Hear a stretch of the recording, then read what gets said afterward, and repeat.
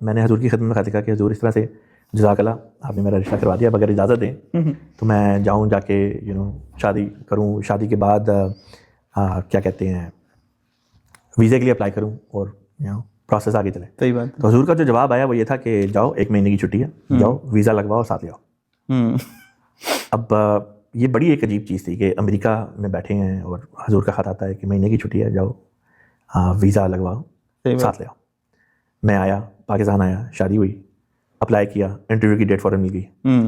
اور میرے ذہن میں یہ تھا کہ کیونکہ میرے پاس R1 ویزا تھا تو وہ R2 ڈپینڈنٹ ویزا ہوتا ہے، وہ ریجیکٹ نہیں ہو سکتا ڈپینڈنٹ ویزا. جی مجھے یہ تھا کہ ہو سکتا ہے وہ تھوڑا ٹائم شائم لے لیں لیکن یہ کہ ویزا ریجیکٹ نہیں ہوگا. تو انٹرویو کے لیے جب جانا تھا تو مجھے انہوں نے اندر جانے نہیں دیا کیونکہ میں اپلیکنٹ نہیں تھا. جی. تو میری بیگم گئی، میں نے اپنا پاسپورٹ بھی ان کو دے دیا. اب میرے پاس کینیڈا کا پاسپورٹ تھا، کینیڈا کے پاسپورٹ کے اوپر وہ شائنی اسٹکر تو ہوتا نہیں، تو انہوں نے خالی سفید سا ایک کاغذ ہوتا ہے جس کے اوپر وہ R1 لکھا ہوتا ہے اور ایک نمبر ہوتا ہے اور وہ اسٹیمپ ہوتی ہے اور بس وہ اسٹیپل کیا ہوتا ہے. وہ دیکھ کے وہ کہتے ہیں یہ تو ویزا ہی نہیں ہے، بی بی تمہارے خامند کے پاس امریکہ کا ویزا نہیں ہے، تم یہاں کا ویزا مانگنے آئی بھی ہو. ریجیکٹ.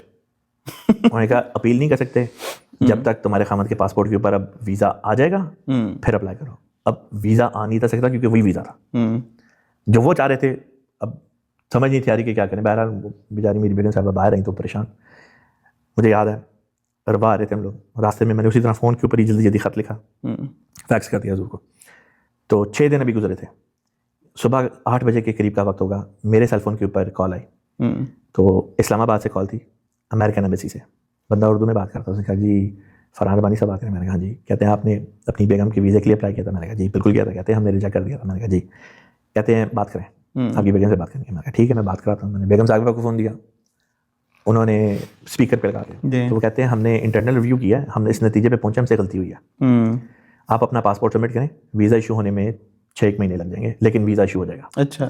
ہم نے رائٹ اوے پاسپورٹ بھیج دیا اور 5 دن بعد ای میل آئی ویزا ایشو ہو گیا. واہ. گئے جا کے پاسپورٹ پہ کیا.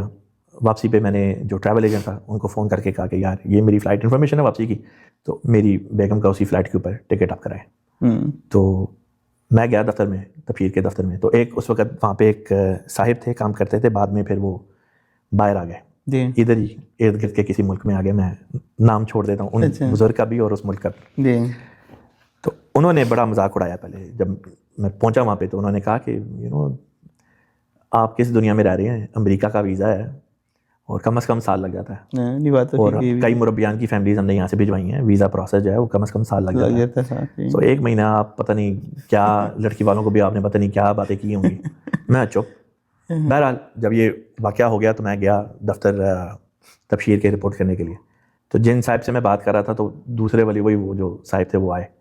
تو آ کے کہتے ہیں ہاں جی ربانی صاحب تسلی کرا لی، ہو گیا انٹرویو. انہوں نے بتایا وہی ماشاء اللہ مبارکباد ہے ان کو، ان کی بیگم کا ویزا لگ گیا. وہ بندہ ہکا بکا رہ گیا، ہکا بکا رہ گیا. کہتے ہیں اچھا چلو پھر جب جاؤ تو ساتھ لے کے جانا. کہتے ہیں یہی بتانے آئے ہیں، آج شام کی فلائٹ سے ساتھ لے کے جا رہے ہیں. الحمدللہ. کیا بات ہے. ابھی میں ادھر ہی تھا، لیٹر ریسیو ہوا، حضور نے جلسہ UK پہ بلوا لیا. میں گیا، وہ بھی بڑی تاریخی ایک ملاقات تھی. میں گیا، ملاقات ہوئی. اس ملاقات میں جو تصویر تھی نا وہ بڑی ایک یونیک تصویر ہے. میں حضور کے قدموں میں بیٹھ کے میں نے تصویر کھینچی ہے. اچھا ماشاء اللہ. تو اس ملاقات میں ویزے کے بارے میں بات ہوئی تو حضور فرماتے ہیں کمال نہیں ہو گیا؟ میں کہا حضور بالکل کمال ہو گیا. صحیح بات ہے. پہلے کبھی سنا ہے امریکہ والے اپنی غلطی مانیں؟ صحیح بات ہے. اور پھر اپولوجائز بھی کریں. ہاں جی. اور یہ بات بالکل درست ہے، امریکہ والے کبھی بھی اپنی غلطی نہ تسلیم کرتے ہیں نہ معافی مانگتے ہیں. صحیح.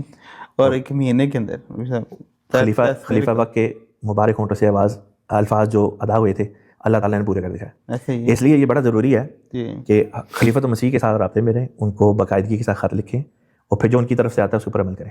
برکت اس کے اندر ہے. ایسے ہی. اور پھر خدا نشان دکھاتا ہے. تو گو یہ واقعہ میرا ہے لیکن شاگرد نے جو پایا استاد کی دولت ہے.